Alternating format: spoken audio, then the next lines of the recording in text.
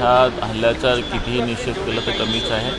आपल्या एक भीतीचं वातावरण आपल्या ह्या निर्माण झालेलं आहे आणि नक्कीच ह्या संपूर्ण प्रकरणावरती केंद्र सरकार गंभीरतेनं चौकशी करतायत। आरोपी लवकरच पकडले जातील आणि पुन्हा काही प्रकार होणार नाही याच्यासाठी लक्ष देणार आहे।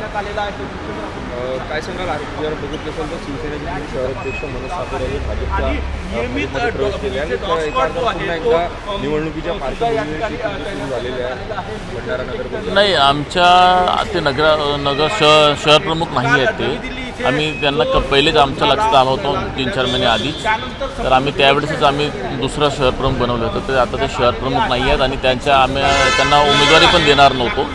ह्या सगळ्या गोष्टी आम्ही पहिलेच प्री प्लॅन केला होता त्याच्यामुळे तो आज नवीन आमच्यासाठी विषय नाही आहे। सोबडाचा नाराज आहे तो हो आम्हाला तो अंदाज होता की ते स्वबळावर करतील म्हणून आम्ही पण आमची तयारी स्वबळावर केलेली आहे आणि भंडारा गोंदियामध्ये आम्ही पण सगळ्या स्वबळावरची तयारी करतोय। एबीपी माझा उघडा डोळे बघा नीट।